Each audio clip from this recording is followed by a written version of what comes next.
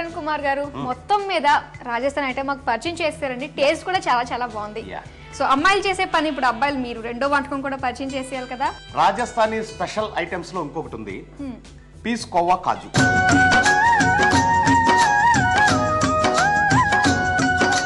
మరి దానికి కావాల్సిన పదార్థాలు చెప్తారా? టమాటా ప్యూరీ, జీడిపప్పు పేస్ట్, జీలకర్ర పొడి, పచ్చి బఠానీ గింజలు, జీడిపప్పు, ధనియాల పొడి, గరం మసాలా, మంచి నూనె, బటర్, ఉల్లిపాయ ముక్కలు, అల్లం వెల్లుల్లి పేస్ట్, పసుపు, కారం, ఉప్పు, కోవా. ఓకే అండి, కావాల్సిన పదార్థాలు చెప్పేశారు కదా, మనం స్టార్ట్ చేసేద్దాం. ముందుగా స్టవ్ ఆన్ చేసుకుందాం. స్టవ్ ఆన్ చేయి. పీస్ కోవా కాజు. ముందుగా నూనె ఒక 5 టీ స్పూన్లు. 1 2 3 4 5. Okay. Then butter 2 tea spoons. పీస్ కోవా కాజు పై కాదంబరి కిరణ్. కాదంబరి అంటే నాకు కదా వంట పేరు అనిపించింది.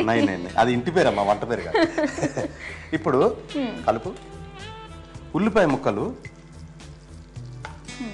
సగం వేద్దాం. ఓకే. అల్లం వెల్లుల్లి పేస్ట్ 1 స్పూన్ వేద్దాం. ఓకే. మరి ప్రెసెంట్ ఇప్పుడు ఏం చేస్తున్నారు ప్రాజెక్ట్స్ మీరు? మంచి మనసులో అని ఒక డైలీ సీరియల్ 10 o'clock వస్తుంది, అది డైరెక్ట్ చేస్తున్నాను. మళ్ళీ ద డ్రీమ్ గర్ల్ అనే ఒక సీరియల్ స్టార్ట్ చేయాలి ఇప్పుడు. ఓకే. తర్వాత అండి ఇప్పుడు జీడిపప్పు పేస్ట్ సగం వేద్దాం. ఓకే అండి. ఒక ½ టీ స్పూన్ పసుపు. Now 1.5 teaspoon కారం. This is 1, this is half. Okay. మరి సీరియల్స్ లో మీరు స్టార్టింగ్ నుంచి ఉన్నారు, కమర్షియల్ సీరియల్ స్టార్ట్ అయినప్పటి నుంచి 85 నుంచి మీరు ఉన్నారు. మరి సినిమాలోకి ఎప్పుడు ఎంటర్ అయ్యారు? సినిమా శివ నా ఫస్ట్ సినిమా.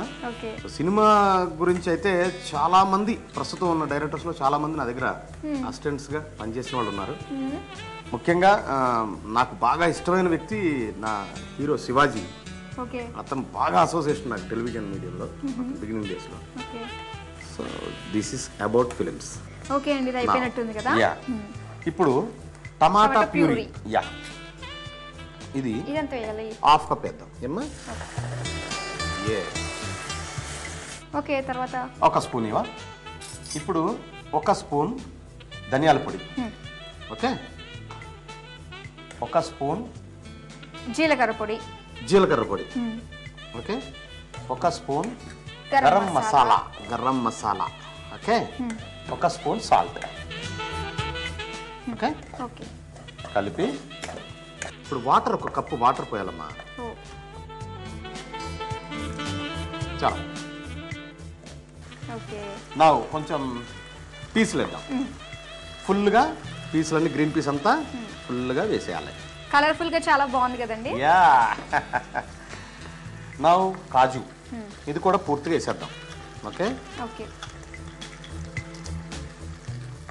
లాస్ట్ లో కోవా ఉంది. కోవా కూడా పూర్తిగా వేసేస్తున్నాం. పూర్తిగా వేసేసుకోవచ్చా? ఓకే. కొంచెం సాయం పెట్టు తల్లి. ఓకే, తప్పకుండా. రుచిలో నా చేయి కూడా పడింది కదా అని చెప్తా. మళ్ళీ ఇంత కష్టపడి ఉండేది నేను, తిప్పినందుకేమో క్రెడిట్ నీకు.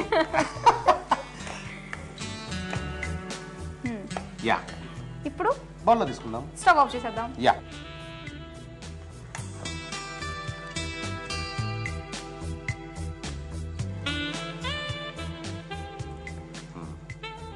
ఓకే. బస్ నౌ దీని మీద కొంచెం బటర్. బాగుంటుంది. ఓకే. నౌ మాధురి, అందమైన రుచికరమైన పీస్ కాజు కోవా రెడీ. నీకోసం దీని ఎలా ఉంది చెప్పు.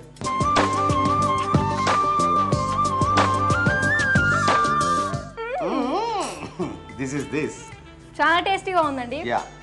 కోవా స్వీట్ గా చాలా బాగా తగులుతుంది.